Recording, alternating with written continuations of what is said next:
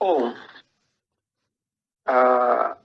अर्जुन ने भगवान कृष्ण से प्रार्थना की कि मेरे रथ को दोनों सेनाओं के बीच में ले जाएं। तो कहते हैं अर्जुन कि जब तक मैं इन स्थित हुए युद्ध की कामना वालों को अच्छी प्रकार देख न लूं कि इस युद्ध के उद्योग में मुझे किन किन के साथ युद्ध करना योग्य है, इस युद्ध व्यापार में मुझे किन किन के साथ युद्ध करना है। अगला श्लोक करेंगे आज 23वां। योत्स्यमानानवेक्षेऽहं या एतत्र समागतः धार्तराष्ट्रस्य दुर्बुद्धेर् युद्धे प्रियचिकीर्षवः। दुर्बुद्धि दुर्योधन का युद्ध में कल्याण चाहने वाले जो राजा लोग इस सेना में आए हैं, उन युद्ध करने वालों को मैं देखूंगा। दुर्बुद्धि दुर्योधन, मोह क्या है? जब भी किसी इंसान को मोह ग्रसित कर लेता है तो उसकी दुर्बुद्धि ही हो जाती है। और ऐसी दुर्बुद्धि में हमारे अंदर कौन कौन से विकार उपज जाते हैं जो और उसको बढ़ाते हैं मोह को। ये उन राजाओं की बात कर रहे हैं कि उन राजा लोगों को, उन विकारों को भी मैं देखूंगा, कि उन युद्ध करने वालों को मैं देखूंगा। इसलिए आप कृपा करके हमारे रथ को दोनों सेनाओं के बीच में खड़ा करें। मोह रूपी दुर्योधन, आगे इसमें भी देखिए, मोह रूपी दुर्योधन, मोहमयी प्रवृत्तियों का कल्याण चाहने वाले। जब हमारे अंदर मोहमयी प्रवृत्तियां जन्म लेती हैं तो उनका साथ देने वाले, कल्याण चाहने वाली जो और दूसरी विकारी प्रवृत्तियां हैं, जो राजा इस युद्ध में आए हैं, उनको मैं देख लूं। संजय उवाच एवमुक्तो ऋषिकेशो गुडाकेशेन भारत सेनयोरुभयोर्मध्ये स्थापयित्वा रथोत्तमम्। भीष्मद्रोण प्रमुखतः सर्वेषां च महीक्षिताम् उवाच पार्थ पश्यैतान् समवेतान् कुरुनिति। संजय बोला, निद्राजयी अर्जुन द्वारा इस प्रकार कहे जाने पर हृदय के ज्ञाता, गुरु कैसा होता है? जो हमारे हृदय की बात को जानता है। हृदय के ज्ञाता श्री कृष्ण ने दोनों सेनाओं के बीच भीष्म, द्रोण और महीक्षिताम, शरीर रूपी पृथ्वी पर अधिकार जमाए हुए संपूर्ण राजाओं के बीच उत्तम रथ को खड़ा करके कहा, पार्थ, इन इकट्ठे हुए कौरवों को देख। जब अर्जुन ने ये बात कही कि मेरे रथ को दोनों सेनाओं के बीच में ले जाइए, तो वहां ले जाने के बाद हमारे मन की जानने वाले जो गुरु होते हैं, उन्होंने क्या बोला कि भीष्म, द्रोण और शरीर रूपी पृथ्वी पर, देखो जो विकारों से घिरा हुआ इंसान होता है, वो शरीर के ऊपर अपना अधिकार जमाता है। शरीर रूपी पृथ्वी पर अधिकार जमाए हुए, माना शरीर कोई सच माने हुए। अधिकार जमाने से ये मतलब है, इसी को सत्य मानने वाले संपूर्ण राजाओं, विकारों के बीच उत्तम रथ को खड़ा करके भगवान कृष्ण ने बोला कि तू इन इकट्ठे हुए कौरवों को देख। देखो, जब हम गुरु के शरण में जाते हैं ना, तो हमारे अंदर इतने विकार होते हैं, तो उन विकारों को कौन दिखा पाता है? ना तो देखो मनुष्य स्वयं देख सकता है, और ना ही जैसे अपने जैसे लोगों के बीच में जब तक घिरा होता है संसार में, समाज में, तब तक भी पता नहीं लगता। तो कैसे देखो वो इंगित कर रहे हैं कौरवों की तरफ कि तू इन इकट्ठे हुए कौरवों को देख। सारे विकारों का समुदाय दिखाता है तो कौन दिखाता है? गुरु दिखाता है। यहाँ उत्तम रथ बोला ना, उत्तम रथ सोने चांदी का नहीं है। उन्होंने अपने उत्तम रथ को खड़ा किया ना, ऊपर आया ना, उत्तम रथ को खड़ा करके कहा। तो कह रहे हैं सदगुरु कि यहाँ उत्तम रथ सोने चांदी का प्रतीक नहीं है कि सोने का बना हुआ रथ है या चांदी का बना हुआ रथ है।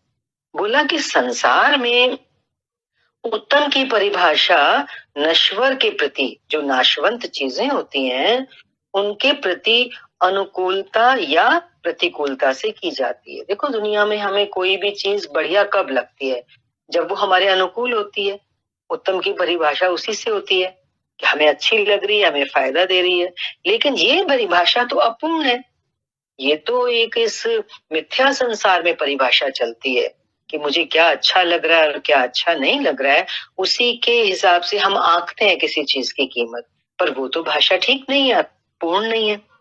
जो हमारे आत्मा, हमारे स्वरूप का सदैव साथ दे, वही उत्तम है। तो सच्चे मायनों में उत्तम चीज क्या हुई? जो हमें आत्मिक उन्नति में सहायता दे, हमारे स्वरूप की हमें पहचान कराए, जिसके पीछे अनुत्तम यानी के मलिनता ना हो, कोई भी अशुद्धि ना हो उसके पीछे। तो ये तो अंदर के शुद्धिकरण की बात यहाँ पर आ गई ना। तो जो हमारी आत्मा का साथ देगा वो कौन देगा? वो दैवी संपदा देगी। शुद्धता जो आएगी अंतःकरण की, वो दैवी संपदा से आने वाली है। तो यहाँ पे उन्होंने रथ को भी थोड़ा एक्सप्लेन करने की कोशिश की है कि हम जिस रथ को ले जाके उन्होंने खड़ा किया, कहते हैं ना कि हमारे शरीर रूपी रथ को चलाने वाले कौन है? हमारे गुरु होते हैं। उसको उन्होंने क्लियर किया है कि हमारे शरीर के अंदर विकारों को दिखाने वाले हमारे गुरु हैं। हम बाहर का कोई सोने चांदी का रथ ना समझ लें, हम वो समझें जिससे हमारे गुरु हमको हमारे विकारों से परिचय दिलाते हैं और आत्मा की उन्नति में सहायता देते हैं। अगला श्लोक है 26वां। तत्र पश्यत् स्थितान् पार्थः पितॄनथ पितामहान् आचार्यान् मातुलान् भ्रात्रान् पुत्रान् पौत्रान् सखींस्तथा श्वशुरान् सुहृदश्चैव सेनयोरुभयोरपि तान् समीक्षय स कौन्तेयः सर्वान् बन्धुनवस्थितान्। इसके उपरांत अचूक लक्ष्य वाले पार्थिव शरीर को रथ बनाने वाले पार्थ ने उन दोनों सेनाओं में स्थित पिता के भाइयों को, पितामहों को, आचार्यों को, मामाओं को, भाइयों को, पुत्रों को, पौत्रों को, मित्रों को, ससुरों को और सुहृदों को देखा। अचूक लक्ष्य वाले। अर्जुन कैसा धनुर्धर है जिसका निशाना कभी चूकता नहीं, बहुत ही बढ़िया साधक है। तो जब वो साधना के मार्ग पे चलता है एक अच्छा साधक, तो वो कभी भी गुरु के दिखाए हुए रास्ते से चूकता नहीं है। इसलिए बोला अचूक लक्ष्य वाला है अर्जुन जो है। और पार्थिव शरीर को रथ बनाने वाले पार्थ अर्जुन के लिए आ रहा है, तो उसने अपने शरीर को क्या बनाया? रथ बनाया। कैसे? रथ का यहाँ पे क्या मतलब? पार्थिव शरीर मीन्स ये नष्ट होने वाला मिट्टी का जो शरीर है उसको रथ बनाना। रथ बनाने से मतलब ऐसे रथ पे बैठ के हम यात्रा करते हैं, अपना सफर करते हैं, दूरी तय करते हैं। इसी तरह से आत्मा और परमात्मा के बीच, जीवात्मा और परमेश्वर के बीच की जो दूरी है वो कौन से रथ से तय होती है? वो शरीर रूपी रथ से तय होती है, क्योंकि इसी में बैठकर जीवात्मा जो है वो साधन करती है। पार्थिव शरीर को रथ बनाने वाले जो पार्थ है, जो साधक है, उसने अर्जुन ने उन दोनों सेनाओं में स्थित अपने ही सब स्वजनों को देखा। तो जब हम इस संघर्ष में आगे बढ़ते हैं तो दोनों ही तरफ हम किसको देखते हैं? आसुरी संपद और दैवी संपद को जब देखते हैं तो हमें लगता है इसी के मिश्रण का तो हमारा जीवन है। ना तो हम इसके बिना रह सकते हैं, ना हम उसके बिना रह सकते हैं, क्योंकि उसकी एक आदि हो चुके होता है मनुष्य जो है। जन्म जन्मांतर से उसी के मिश्रण से तो चलते चले आ रहे हैं, तभी तो शरीर धारण किया है। अगर हमारा काम हो चुका होता तो हम शरीर में नहीं आते। तो वो चीज जैसे अपने लगती है, स्वजन लग रहे हैं वो सारे अपने। कौरवों की सेना के भी जितने पात्र हैं, जो विकार हैं सारे, दोनों सेनाओं में अर्जुन को केवल अपना परिवार, मामा का परिवार, ससुराल का परिवार, सुहृद और गुरजन दिखाई पड़े। दोनों सेनाओं में अपने ही लोग उसको दिखाई दे रहे हैं। महाभारत काल की गणना के अनुसार 18 अक्षौणी लगभग 40 लाख के बराबर होता है, 40 लाख के समकक्ष होता है 18 अक्षौणी। किंतु प्रचलित गणना के अनुसार, आज की गणना के अनुसार 18 अक्षौणी 6.5 अरब के लगभग होता है, जो आज के विश्व की जनसंख्या के समकक्ष है। आज के पूरे संसार की जनसंख्या के बराबर हो जाता है। तो इतने मात्र के लिए यदा कदा विश्व स्तर पर आवास एवं खाद्य समस्या बन जाती है। इतने लोगों के लिए, जो कि पूरे विश्व का उन्होंने गणना यहाँ बता दी, तो उनके रहने की, उनके खाने की समस्या हो जाए तो कैसा युद्ध है ये, जिसमें पूरे विश्व के बराबर वहां पे फौज खड़ी है। इतना बड़ा जनसमूह, और दूसरी बात वो कह रहे हैं कि इतना बड़ा जनसमूह अर्जुन के 3-4 रिश्तेदारों का परिवार मात्र था। क्या इतना बड़ा भी किसी का परिवार होता है? कदापि नहीं। तो इससे क्या प्रमाणित हो रहा है? यह हृदय देश का चित्रण है। ये सारा जो सीन है, जो चित्र है, ये हमारे अंदर का है, बाहर का कोई युद्ध नहीं है। इस प्रकार खड़े हुए उन संपूर्ण बंधुओं को देखकर, अपने ही स्वजनों को देखकर अत्यंत करुणा से आवृत है, भाव से भरा हुआ, वो कुंती पुत्र अर्जुन शोक करता हुआ बोला। क्या बोला? अर्जुन शोक करने लगा, क्योंकि उसने देखा कि ये सब तो अपना परिवार ही है। शोक क्यों हुआ उसको? कि ऐसा युद्ध करना है जिसमें अपने परिवार के लोगों को मारना है। तो वो तो शोकित हो गया, दुखी हो गया। अतः बोला, कृपया पर्याविष्टो विषीदन्निदमब्रवीत् दृष्टवेमं स्वजनं कृष्ण युयुत्सुं समुपस्थितम् सीदन्ति मम गात्राणि मुखं च परिशुष्यति वेपथुश्च शरीरे मे रोमहर्षश्च जायते। हे कृष्ण, युद्ध की इच्छा वाले खड़े हुए इस स्वजन समुदाय को देखकर मेरे अंग शिथिल हुए जाते हैं, मुख सूखा जाता है, और मेरे शरीर में कंप माना रोमांच हो रहा है। और इतना ही नहीं, मेरे हाथ से गांडीव गिरता है, मेरी त्वचा भी जल रही है, जैसे अर्जुन को ज्वर सा हो आया, बुखार हो गया। संतप्त हो उठा, जल रही है उसकी चमड़ी, दुखी हो गया, संतप्त हो उठा कि ये कैसा युद्ध है जिसमें स्वजन ही खड़े हैं, अपने ही सब खड़े हैं। अर्जुन को भ्रम हो गया। वो कहता है, अब मैं खड़ा रहने पाने में भी अपने को असमर्थ पा रहा हूं। अब आगे देखने की मेरे में सामर्थ्य नहीं है। माना जिंदगी में जब कोई भी मनुष्य इस रास्ते पर आता है, सत्य के रास्ते पर आता है, गुरु के पास जाता है, तो उसको क्या लगता है कि मुझे तो ऐसी ऐसी चीजों को क्रॉस करना पड़ेगा जिनको क्रॉस करना बहुत कठिन लग रहा है। तो क्या होता है? फिर अंग शिथिल होने लगते हैं। एक बार के लिए तो मनुष्य थोड़ी हार मानने लगता है। होता है ना, कुछ लोग बीच में से वापस जाते हैं, क्योंकि उनको लगता है ये सब कैसे होगा।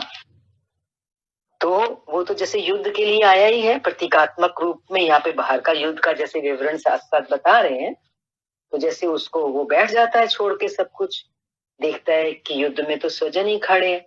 माना कि जब साधक गुरु के पास जाता है, ज्ञान के रास्ते जाता है, तो उसको एक ये लगती है फीलिंग अंदर में कि मैं इस रास्ते पे चल के मेरा जीवन बहुत सुखी हो जाएगा, मेरे घर के सब लोग बहुत सुखी हो जाएंगे, मेरा परिवार बहुत सुखी हो जाएगा, मेरे को कुछ बहुत अच्छा नजर आएगा, अच्छा लगेगा।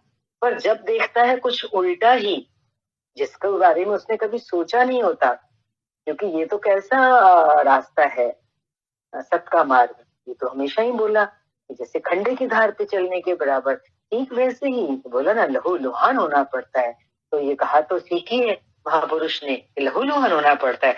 सेम हालत हम यहाँ पे अर्जुन की भी तो देख रहे हैं कि अभी तो युद्ध होने से पहले ही जैसे ही युद्ध का सीन सामने देखता है, चित्रण आता है उसके सामने, तो ही उसको ऐसे लग रहा है कि मैं तो कुछ कर ही नहीं पाऊंगा, घबरा गया वो तो। अभी तो रास्ता शुरू भी नहीं किया, युद्ध शुरू भी नहीं हुआ है। अगला श्लोक, और वो अपने आप को क्या देख रहा है कि मैं तो खड़ा भी नहीं हो पा रहा। जब मनुष्य खड़ा भी ना हो पाए, उसके हाथ कांपने लग जाएं और उसकी त्वचा जैसे जलने लग जाए, तो कह रहा आगे देखने की सामर्थ्य। अब उसको आगे देखने की सामर्थ्य नहीं, उसको कुछ समझ नहीं आ रहा क्या करो, उसकी समझ काम नहीं कर। श्लोक नंबर 31। निमित्तानि च पश्यामि विपरीतानि केशव, न च श्रेयोनुपश्यामि हत्वा स्वजनमाहवे। हे केशव, इस युद्ध का लक्षण भी विपरीत देखता हूँ, उसको कुछ उल्टा ही नजर आ रहा है। युद्ध में अपने कुल को मारकर परम कल्याण भी नहीं देखता हूँ। कुल को मारने से कल्याण कैसे होगा? कुल को मारने से कल्याण कैसे होगा, उसको समझ नहीं आ रहा। अब देखो ना, हम जब इस रास्ते पे आए तो क्या लगा, सब बहुत अच्छा अच्छा हो जाएगा, अपने वालों के साथ और अच्छी तरह से रहेंगे। लेकिन थोड़ा सा भी कदम आगे रखा तो सबसे पहली क्या चीज सामने आई कि हमें तो मोह को क्रॉस करना है। गुरु हमारी मोह अहमता और ममता को ही तो मिटाता है, हमारी इच्छा को ही तो खत्म करता है, हमारे अहंकार को ही तो खत्म करता है। लेकिन आश्चर्य की बात यह है कि इस इच्छा, अहंकार और अहमता ममता के सहारे ही तो जीव का, मनुष्य का जीवन चलता है। तो उसको लगता है कि इस युद्ध में मेरे को तो सब उल्टा ही नजर आ रहा है, मैं अपने मोह को ही मार दूं, अपने वालों में से अपना मन ही निकाल लूं, ये समझ लूं कि ये सब मेरे नहीं है। तो युद्ध में अपने कुल को मारकर, अपने मोह को मारकर परम कल्याण उसको नजर नहीं आ रहा है। तो उसके लिए बहुत बड़ा सवाल है कि अपने वालों में से मन निकाल लेने में तो कैसे कल्याण होगा। इसी से रिलेटेड अगला कनेक्टेड श्लोक है 32वां श्लोक। न कांक्षे विजयम कृष्ण न च राज्यम सुखानि च किमनो राज्येन गोविंद किम भोगैर्जीवितेन वा। संपूर्ण परिवार युद्ध के मुहाने पर है, सबसे युद्ध करना है। संपूर्ण परिवार युद्ध के लिए खड़ा तैयार होकर, क्या मतलब है कि जब निकल पड़े तो फिर तो विकार पे विकार, विकार पे विकार हमारे सामने आते जाते हैं, एक के बाद दूसरा, दूसरे के बाद तीसरा, सभी से हमें जूझना होता है, खत्म करना होता है। यही तो हालत अर्जुन के सामने है। इन्हें युद्ध में मार कर विजय और विजय से मिलने वाला राज्य और राज्य से मिलने वाला सुख अर्जुन को नहीं चाहिए, है ना। विकारों को मारकर जो जीत मिलती है जीव को, क्योंकि अभी वो उससे परिचित नहीं है, जानता नहीं है, और विजय मिलने के बाद, आसुरी संपत्ति पर विजय पाने के बाद जो राज्य मिलने वाला है ना, उसकी पहचान उसको भी नहीं है।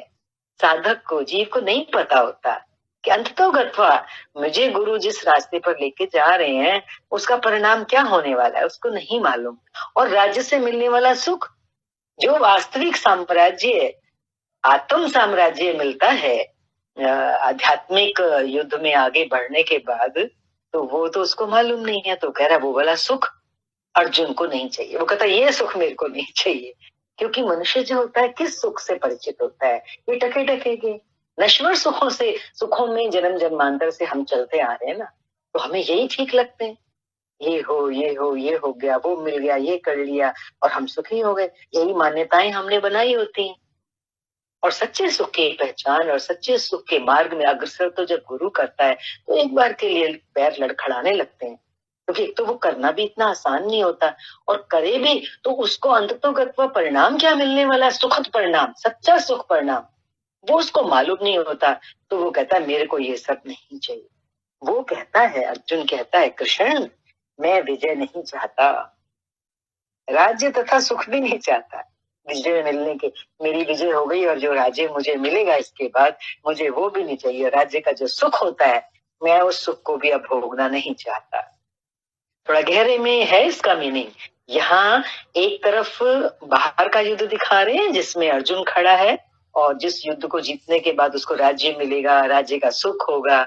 तो वो और एक आंतरिक युद्ध भी साथ साथ क्लियर हो रहा है हमारे को, एक आत्मिक संपत्ति मिलने के बाद जो जो सच्चा साम्राज्य जीवात्मा को मिलता है, जो वो वास्तविक सुख अनुभव करती है आत्मा, उसकी बात चल रही है यहाँ पर।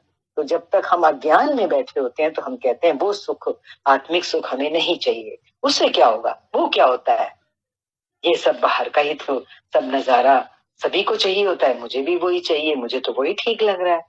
तो ऐसा यहाँ पे हम देख रहे हैं। और वो फिर कहता है, गोविंद हमें राज्य या भोग अथवा जीवन से भी क्या प्रयोजन है। अब उसको थोड़ा वैराग आ गया, ये सब देख करके इतना सब करना पड़ेगा। तो वो कहता है, ना तो मुझे क्या ये राज्य से भी क्या प्रयोजन है, क्या मीनिंग है, अगर मिल भी गया तो उस राज्य को हमने भोग भी लिया तो क्या प्रयोजन है, क्या पर्पस है, क्या मकसद है, जीवन से भी क्या प्रयोजन है। अब उसको अपनी जिंदगी से भी जैसे मोह ऊपर उठ रहा हो, क्योंकि युद्ध करना पड़ रहा है ना, इसलिए वो तो जैसे अब जीना भी नहीं चाहता।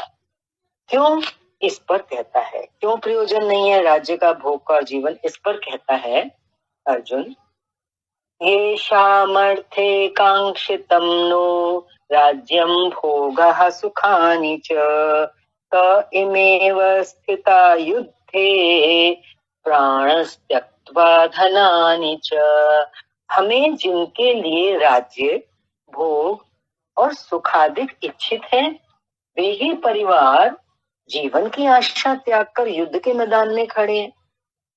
देखो ना, हमें जिनके लिए सब कुछ हम इकट्ठा करते हैं संसार में, अपने वालों के लिए करते हैं ना, आज उन्हीं से ही अगर हमारा मोह निकल जाए, उन्हीं से ही हमारा अपनापन खत्म हो जाए परिवार से, परिवार तो हमें नहीं ठीक लगेगा, वो हमें जचेगा नहीं कि वही परिवार जीवन की आशा त्याग कर युद्ध के मैदान में खड़े, मेरे परिवार वाले ही खड़े हैं युद्ध के मैदान में, तो उसको जच नहीं रही बात।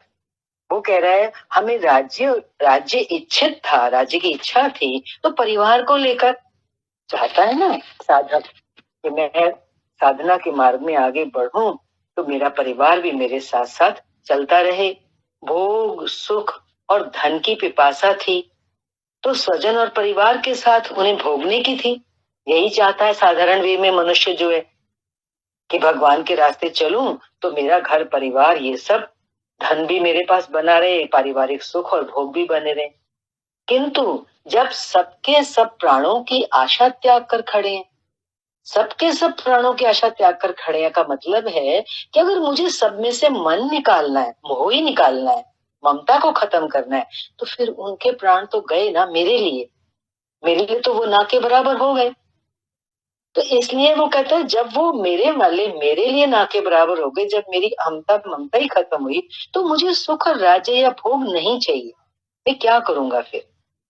ये सब तो इन्हीं के लिए प्रिय थे, इनसे अलग होने पर हमें इनकी आवश्यकता नहीं है, इनसे अलग ही होना है तो फिर मैं क्या करूंगा राज्य को, युद्ध को जीत करके। माना जो ये धर्म युद्ध है, उससे भी इंसान कई बार पीछे हट जाता है, जब देखता है कि मुझे अपने परिवार वालों से ही युद्ध करना है, मीन्स अपना मन उनमें से निकालना है।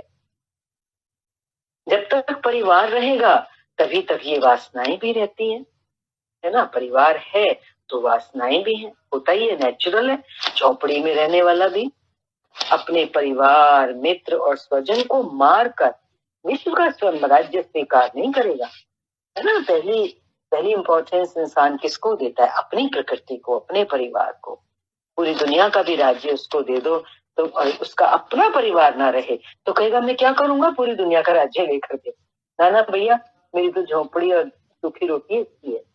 बात तो ठीक लगती है ना एक साधारण समझ के साथ, जब तक हम संसार में बैठे हैं तो साधारण समझ के साथ चलते हैं।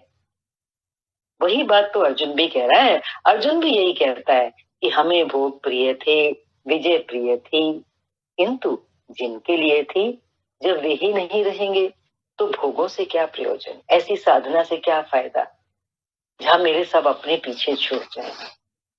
तो ये क्वेश्चन तो तभी तक आएगा ना हमारे सामने कि तो हमें ये नहीं पता कि मंजिल पर पहुंचने के बाद हमें क्या मिलने वाला। वहां तो दोनों हाथ में लड्डू है, पर पहले मालूम नहीं पड़ता, तो थक जाता है इंसान कभी कभी। इस युद्ध में मारना किसे है, इस युद्ध में मारना किसे है। आचार्यः पितरः पुत्रास् तथैच पितामहः मातुलः श्वशुरः पौत्रः श्यालः संबंधिनस्तथा। इस युद्ध में आचार्य, ताऊ, चाचे, लड़के और इसी प्रकार दादा, मामा, ससुर, पोते, साले तथा समस्त संबंधी ही है। अगला श्लोक 35वां। एतान् हन्तुमिच्छामि घ्नतोऽपि मधुसूदना अपि त्रैलोक्यराज्यस्य हेतुः किं नु मही कृते। हे मधुसूदन, मुझे मारने पर भी अथवा तीनों लोकों के राज्य के लिए भी मैं इन सबको मारना नहीं चाहता। फिर पृथ्वी के लिए कहना ही क्या है, पूरी पृथ्वी के राज्य की भी तुच्छता बता दी उसने। मुझे तीनों लोकों का राज्य भी मिले तो भी मैं ये युद्ध करना नहीं चाहता। 18 अक्षौणी सेना में अर्जुन को अपना परिवार ही दिखाई दिया। ना हमारे अंदर कितनी प्रवृत्तियां हैं, अथक प्रवृत्तियां हैं, दैवी प्रवृत्तियां, आसुरी प्रवृत्तियां। ये सब हमें कैसे लगती हैं? जब तक हमें गुरु नहीं मिलता हमें अपनी ही लगती हैं। ऐसा लगता है कि इस संपदा के बिना भी, चाहे वो आसुरी संपत्ति हो, कोई कैसे भी प्रवृत्ति हो, वासना में प्रवृत्ति हो, लगता है ये तो जरूरी है, इसी से तो जीवन है। इस भ्रम में जीव जब तक चलता है तो जन्म मरण का चक्कर कभी कटता नहीं है। हमें अपना परिवार लगता है, वो अपने स्वजन लगती हैं अपनी प्रवृत्तियां हमको। तो कह रहे हैं अभी इतने अधिक स्वजन वास्तव में क्या है? क्या इतना बड़ा परिवार? वस्तुतः अनुराग ही अर्जुन। तो हमें समझना यहाँ पे ये है कि जिस अर्जुन को लेके ये सारी बात चल रही है, जो कि इतने बड़े परिवार की बात कर रहा है, तो ये अर्जुन है क्या? ये अनुराग। जब जीव के अंदर अनुराग जन्म लेता है, एक विरह पैदा होता है उस सत्य के प्रति, तब भजन के आरंभ में प्रत्येक अनुरागी के समक्ष यही समस्या रहती है। तो भजन तो वो शुरू करता है क्योंकि अनुराग का बीज अंदर में है, उसको सच तो चाहिए। लेकिन ये समस्या हर अनुरागी, हर साधक के सामने आती है। थोड़ा कठिन लगता है रास्ता शुरू में। सभी चाहते हैं कि वे भजन करें, उन्हें उस परम सत्य को पालें, है ना। सब आते हैं सत्संग में, गुरु के पास जाते हैं, मंदिर गुरुद्वारे जाते हैं, किसलिए जाते हैं? हर कोई उस परम सत्य को पाना चाहता है। किंतु किसी अनुभवी सदगुरु के संरक्षण में कोई अनुरागी जब क्षेत्र क्षेत्रज्ञ के संघर्ष को समझता है कि उसे किनसे लड़ना है, तो वो हताश हो जाता है।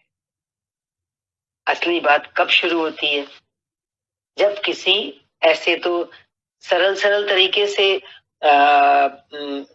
भगवान के रास्ते चलना, मंदिर गुरुद्वारे चले गए, कोई बुक पढ़ ली, कोई एक आम सत्संग में कहीं बैठ गए, जाके कुछ अच्छा सुन लिया। लेकिन जब किसी अनुभवी सदगुरु के संरक्षण में, उसकी प्रोटेक्शन में, उसकी छत्र छाया में बैठ के जब कोई अनुरागी क्षेत्र क्षेत्रज्ञ के संघर्ष को समझता है, असली तो परम सत्य को जानना और पाना कहाँ से शुरू होगा? छोटी छोटी साधनाएं या छोटे छोटे जो मार्ग हैं, जो दुनिया में लोगों ने फॉलो किए हुए होते हैं, उनकी बात यहाँ नहीं हो रही है। यहाँ पे बात हो रही है कि जब क्षेत्र क्षेत्रज्ञ के संघर्ष को समझता है साधक किसी पूर्ण गुरु के साथ बैठ के, कि उसे किन से लड़ना है। क्षेत्र क्षेत्रज्ञ का संघर्ष माना कोई युद्ध करना है उसको, कोई जीत पानी है उसको, अपने ऊपर ही जीत पानी है, तो वो हताश हो जाता है। कहते हैं ना कि दूसरे के ऊपर जीत पाना आसान है, अपने पे जीत पाना बहुत कठिन होता है। अपने विकार देखना भी बहुत मुश्किल होता है, आसान नहीं होता। आदमी अपनी एक छोटी सी भूल को भी कहाँ स्वीकार करता है, कहता नहीं मेरी कहाँ बात है, मेरी गलती तो है ही नहीं। और जब हम गुरु के पास जाते हैं, वो आईना है, वहां जाते ही हमको सब नजर आने लगता है। वो चाहता है, साधक क्या चाहता है, अनुरागी क्या चाहता है, लेकिन ये होता उसी के साथ है जिसके हृदय में अनुराग जन्म ले लेता है एक बात के लिए। वो चाहता है कि उसके पिता का परिवार, ससुराल का परिवार, मामा का परिवार, सुहृद, मित्र और गुरुजन साथ रहें, सभी सुखी रहें, और इन सब की व्यवस्था करते हुए वह परमात्म स्वरूप की प्राप्ति भी कर ले। मैं गुरु के पास भी जाता रहूं, होता है ना, सारी जिंदगी लोग गुरु के पास जाते रहते हैं, गुरु भी साथ में रहे, अपने परिवार वाले भी बने रहे। माना क्या जीवन जैसा चल रहा था उसको वही ठीक लगता है, क्योंकि उसी का वो आदी होता है। हटना नहीं चाहता ना कोई भी इंसान अपनी लकीर से। ऐसे सामान्य रूप में भी आप देखो, किसी इंसान को छोटी सी भी कोई बात बताओ तो उसको अडॉप्ट करना, फॉलो करना इतना आसान नहीं होता। यही बता रहे हैं। और वो इंसान ये चाहता है, जिसके अंदर अनुराग नहीं है, तो वो ये चाहेगा कि मैं परमात्मा की प्राप्ति भी हो जाए और ये सब भी बना रहे। और अनुरागी जो है वो एक बार के लिए हताश होगा, थोड़ा उसको कठिन लगेगा, लेकिन किंतु जब वो समझता है कि आराधना में अग्रसर होने के लिए परिवार छोड़ना होगा, इन संबंधों का मोह समाप्त करना होगा, तो वो अधीर हो उठता है। जब उसको असलियत समझ में आती है तो एक बार के लिए धीरज खो देता है। पर इसमें एक सच्चाई है कि यदि हमें सच्चा गुरु मिल जाता है तो भक्त एक बार के लिए कमजोर पड़े, पर गुरु अगर पूर्ण है, पक्का है, तो फिर हमें भीतर से गुरु पकड़ते। ये नहीं कही जाती है गुरु कृपा, कि गुरु ने जब पकड़ लिया कि नहीं ये है तो पिपासु, प्यास तो इसकी है, पर अभी अपनी हिम्मत नहीं जुटा पा रहा, तो फिर हम गुरु की हिम्मत से, उसकी शक्ति से, उसके आशीर्वाद से हमारे कदम आगे बढ़ने लगते हैं। पूज्य महाराज जी कहा करते थे, मरना और साधु होना बराबर है। साधु होना माना सत्य के मार्ग पे डट के बढ़ना आगे। साधु होना खाली वैसे ही नहीं ले लेना जो साधुओं को हम देखते हैं। कह रहे मरना, आप हमारे सत्संग में लक्ष्मी भगवान की वाणियों में बार बार मरना मरना मरना ही तो आता है, मरो मिटो मुड़ो। इसलिए जो मर गया वो साधु हो गया। क्योंकि वैसे भी जो साधु समाज में हमने देखा जीवन में कि जो साधु जो इसको सन्यास को ग्रहण कर लेते हैं, साधु हो जाते हैं, तो उनको ये पक्का हो जाता है कि अब मेरे अपने के नाम पर मेरा परिवार अब नहीं है, बस वो एक लंगोटी दो कपड़ा ऊपर नीचे जो उनको मिलता है बस। साधु के लिए सृष्टि में दूसरा कोई जीवित है भी, साधु के लिए सृष्टि में दूसरा कोई जीवित है भी, कोई अपना कोई भक्त हो सकता है, कोई भी हो सकता है, लेकिन घर वालों के नाम पर उसका कोई नहीं। और देखो एक साधक तो अपने परिवार में ही बैठा होता है, घर के लोगों के बीच में ही होता है। तो ये रास्ता कैसा है? बोला ना कि गृहस्थ सबसे बड़ा तपोवन। सही मायनों में जो साधुत्व है वो गृहस्थ में रह करके जो इस तपस्या को करता है, असली सन्यासी तो वही है। घर को छोड़ के चले गए और सन्यासी हुए या विकारों से जीत पाई, वो उनके लिए आसान है क्योंकि अपोजिशन सामने नहीं है। और यहाँ पर अपोजिशन के सामने अपनी पोजीशन को बनाना, अपने विकारों पे भी जीत पाना और सामने वाले को के विकारों को एक्सेप्ट करते हुए आगे बढ़ना, ये डबल हो जाता है। तो बोला कि साधु के लिए तो घर वालों के नाम पर कोई है नहीं, अगर उनका कोई बचता है जब वो साधु बन जाते हैं, यदि कोई है तो लगाव है, मोह समाप्त कहाँ हुआ। जहां तक लगाव है उसका पूर्ण त्याग, उस लगाव के सह अस्तित्व मिटने पर ही उसकी विजय। अपने वालों के प्रति जरा सा भी लगाव ना बचे तभी विजय मानी जाती है साधक की। तो यहाँ तो साधु की बात हुई ना कि साधु को ऐसा करना होता है, करा रही इसी पर बता रहे हैं। जो साधु नहीं भी बना है, अब लोग संसार में बैठा है, तो वो कह रहे हैं कि संसार क्या है? इस संबंधों का प्रसार ही तो जगत है। जगत क्या है? जिस जगत को छोड़ के, संसार को छोड़ के साधु गया, तो हमें ये समझना है कि संसार क्या है, संबंधों का प्रसार। अन्यथा जगत में हमारा क्या है? जगत में क्या है हमारा? आज हमारे के नाम पर कोई ना हो, हमारे अपना किसी से हमारा लगाव ही ना हो, तो ठीक है, मेरे लिए जगत खत्म। तुलसीदास कह चिद बिलासा, जगत बूझत बूझत बुझे। तुलसीदास की विनय पत्रिका में से लिया है। वो कह रहे हैं मन का प्रसाद ही जगत। देखो हमारे जितने भी संबंध होते हैं ना, वो हमारे मन से ही तो होते हैं। हमने मन ने मान लिया इससे मेरा ये संबंध, इससे मेरा ये संबंध, इससे मेरा ये संबंध। अब देखो बड़े आश्चर्य की बात होती है, हमने तो संबंध मान लिया। अभी हमने कुछ घटनाएं देखी हाल में, 2 घरों में, बस बैठे बैठे चला गया, हमारा सामने वाला बैठे बैठे चला गया, तो उसका ना हमारे से कोई संबंध रहा, उसका तो बिल्कुल ही नहीं रहा, हमारा भी नहीं रहा उसके साथ। तो इसका मतलब जब तक वो जीवित है, जिसको हमने अपना माना है, तो उसके साथ हमारा संबंध कौन सा संबंध है? मन से तो माना है ना हमने। मन का प्रसार, योगेश्वर श्री कृष्ण ने भी मन के प्रसार को ही जगत कहकर संबोधित किया है। अब ये सारा इसीलिए बता रहे हैं कि क्योंकि हमें जहां जहां हमारा लगाव, जहां जहां हमारा अपनापन और मोह होता है, ये क्षेत्र से द्रव्य के संघर्ष में हमें सबसे पहले इसी से तो ऊपर उठना है। तो वो ये कह रहे हैं कि मन के प्रसार को जगत कहकर भगवान ने भी जब संबोधित किया है, तो वो कह रहे हैं जिसने इसके प्रभाव को रोक लिया। इसके प्रभाव को रोकने से क्या मतलब है? देखो, रहेंगे तो हम उन्हीं के बीच में ना, जिनको मन ने अपना माना है, लेकिन उसके प्रभाव को जिसने रोक लिया, मेरे ऊपर प्रभाव नहीं होवे, मेरी जो सेवा है मेरे से वो होवे, मैं तो सेवक हूँ, सेवाधारी हूँ। हॉस्पिटल में नर्स होती है, इतने मरीजों की सेवा करती है, पर उसका किसी से लगाव तो नहीं होता। एक हुआ मरीज अपने घर गया, दूसरा मरीज आया, वो उसकी सेवा करने लग जाती है, तो उसने कोई संबंध नहीं माना ना उसके साथ। ऐसे ही जब हम घर परिवार में है, लक्ष्मी भगवान ने हमेशा कहा तू आया की तरह रह, तू नर्स की तरह बच्चे की सेवा कर। तो हमारे ऊपर ऐसा क्यों कहता है गुरु? देखो, क्योंकि जो मन का प्रसार है ना, जिसने इसके प्रभाव को रोक लिया, तो देखो उसके प्रभाव को रोकने के लिए गुरु कितनी सिंपल सी प्यारी सी बात कह रहा है, तू आया बन के रहे। तो कह रहे हैं उसने चराचर जगत की जीत लिया। एक 4 जन के परिवार के मोह को ही नहीं जीत लिया, उसने चराचर जगत को जीत लिया। पूरा जगत ही उसके ऊपर कोई प्रभाव डाल सकता नहीं। विश्व विजय है ये। इहैव तेर्जितः सर्गो, ये शाम सामने स्थितम, गीता से कोई श्लोक की लाइन भी है। ये केवल अर्जुन ही अधीर था, केवल अर्जुन ही अधीर था ऐसी बात नहीं है। अनुराग सबके हृदय में है, बीज रूप में सबके अंदर होता है। प्रत्येक अनुरागी अधीर भी होता है। जैसे ही गुरु मिलता है उसे संबंधी याद आने लगते हैं। पहले वो सोचता था कि भजन से कुछ लाभ होगा तो ये सब सुखी होंगे।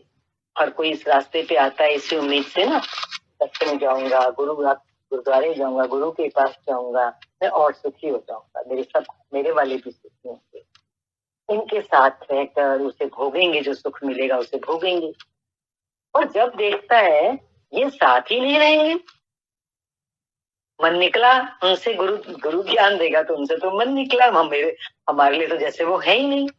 तो फिर फादर कहने लगता है तो सुख लेकर क्या करे, इस रास्ते पे चलने के बाद जो सुख मिलने वाला है मैं उसको किधर रखूंगा, क्या करूंगा उसका, उसको प्रयोजन नजर नहीं आ रहा उसको। क्योंकि अर्जुन की दृष्टि राज्य सुख तक ही सीमित। एक आम इंसान को जो सुख है वो सिर्फ ये बाहर बाहर का ही तो सुख उसको मालूम होता है, उसकी जानकारी केवल वहीं तक, एक सीमित सुख तक ही उसकी दृष्टि होती है हर इंसान की। और इसके लिए वो त्रिलोकी के साम्राज्य को ही सुख की पराकाष्ठा समझता है। 3 लोक का राज्य उसने बोला ना मुझे मंजूर नहीं है, ज्यादा से ज्यादा पराकाष्ठा जो है सुख की, वो क्या समझ रहा है? 3 लोकों का राज्य। अरे 3 लोकों का राज्य ब्रह्मा जी के लोक तक का राज्य भी बीच के समान है, पीछे आया था, कोई वैल्यू नहीं है उसकी। क्यों? कि ब्रह्मलोक पर्यंत तक भी जीव यात्रा करके जब जाता है तो उसको वापस आना पड़ता है मर्तलोक में अपने पुण्य समाप्त होने के बाद, इसलिए बोला बीज के समान है। हुआ क्या? पुण्य भोगे और वापस आए 3 लोकों में से, देवलोक, पितृलोक और ब्रह्मलोक में से, तो जाने का फायदा क्या हुआ? टाइम ही वेस्ट हुआ। तो बोला त्रिलोकी के साम्राज्य को ही वो तो सुख की पराकाष्ठा समझ रहा है, और इसके आगे भी कोई सत्य है, इसके आगे भी कोई बड़ी चीज है, इसकी जानकारी अर्जुन को अभी नहीं है ना। जानकारी अभी नहीं है का माना क्या है कि हर जीव किसमें बैठा है? ज्ञान से तो लिपटा हुआ है। जानकारी ना होना माना क्या? ज्ञान का ना होना। ज्ञान का ना होना माना क्या? अज्ञान का होना। तो हर कोई अज्ञान में बैठा है, और अज्ञान में बैठे हैं तो हमें आगे क्या है हमारे लिए परम सुख, उसकी जानकारी ना होने से हम हमेशा दुखों में ही जन्म जन्मांतर से भटकते आए हैं, जिसके लिए गुरु मिलते हैं, गुरु की जरूरत होती है शाश्वत परम पद, शाश्वत परम सुख की प्राप्ति के लिए। हरिओम।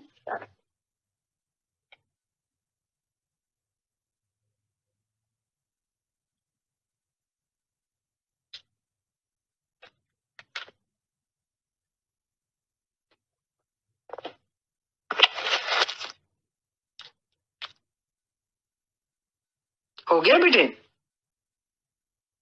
चेष्टा?